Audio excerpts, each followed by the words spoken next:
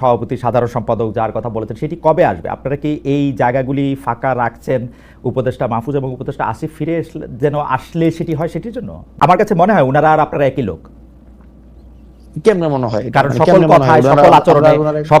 সকল আচরণে আপনারা সরকারকে ডিফেন্ড করেন, সরকারের যতটুকু অংশ দুই উপদেষ্টা ছাত্র উপদেষ্টা আপনাদের আছেন তাদেরকে ডিফেন্ড করেন, তারা আপনাদেরকে ডিফেন্ড করেন। আমরা কেমনে সরকারকে না আমরা আপনারা সরকারের যতটুকু হ্যাঁ আপনারা সরকারের সমালোচনা করেন না যতটুকু দেখেন হ্যাঁ সরকার যতটুকু হচ্ছে উপদেষ্টা দুজনকে বাদ দিয়ে আপনারা সমালোচনা করেন সরকারকে।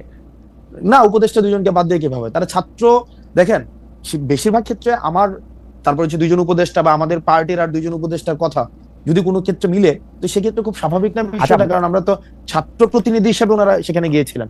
এখন এই মিলে যাওয়ার মানে না আমরা দেখেন আমরা তিনজন ছাত্র উপদেষ্টা পেয়েছিলাম। তিনজন ছাত্র উপদেষ্টা পেয়েছিলাম, একজন ছাত্র উপদেষ্টা এসে এই দলের আহ্বায়ক হয়েছেন, দুই ছাত্র উপদেষ্টা আলাদা রয়েছেন। এই দুই ছাত্র উপদেষ্টা যখন কোনো সরকারি কাজে সম্পৃক্ত হন, রাষ্ট্রীয় কোনো যখন সিদ্ধান্ত নেন, আমরা দেখা যায় এনসিপি একই সূত্রে কথা বলে।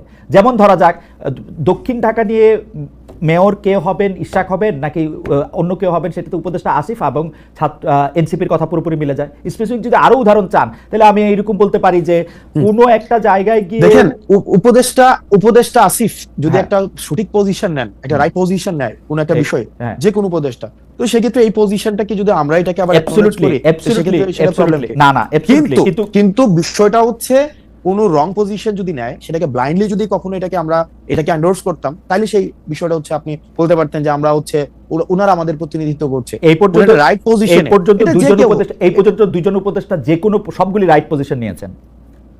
না যে সবগুলো রাইট পজিশন নিয়েছে মানে আপনি স্পেসিফিক বলেন। না আমি স্পেসিফিক বলবো না, এবার আপনি স্পেসিফিক বলেন আব্দুল্লাহ, আপনি এবার স্পেসিফিক বলেন।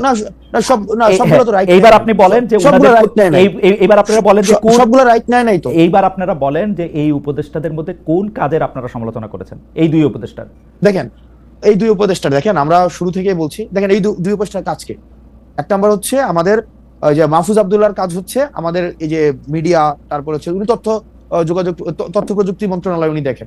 আমরা কিন্তু বারবার বলে আসছি যেমন মিডিয়া নিয়ে আমরা বারবার করে বলে আসছি যে দুইজন আমাদের ছিলেন, একজন নাহিদ ছিলেন এবং মাহফুজ আব্দুল্লাহ ছিলেন, ওনারা কিন্তু ফেল করছে। মাহফুজ আলম ছিলেন, ওনারা ফেল করছে।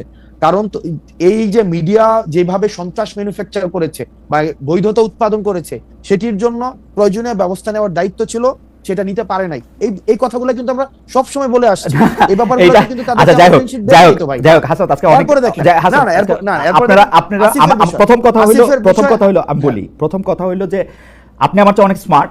আপনি যদি এখন শাক দিয়ে মাছ ঢাকতে চান তাহলে আমি এটা আমি বলতেছি যে আপনি মাহফুজের বা আসিফের কোন কাজের আপনি সমালোচনা করছেন? আপনি বলতেছেন যে যথেষ্ট পরিমাণে যে যারা হাসিনার আমলে সম্মতি উৎপাদন করছে তাদের বিরুদ্ধে যে ব্যবস্থা নেওয়া হয় নাই, সেইটা হলো মাহফুজের ব্যর্থতা বা আসিফের ব্যর্থতা। না দেখেন আপনি অবশ্যই ব্যর্থতা কেন, মানে এখনো পর্যন্ত ওটা তো ওনার কাজ, এটার জন্য আবার আসিফকে দায়ী করা যাচ্ছে না। আসিফের কাজ হচ্ছে এলজিআরডি উনি দেখেন, উনি স্পোর্টস মিনিস্ট্রি দেখেন,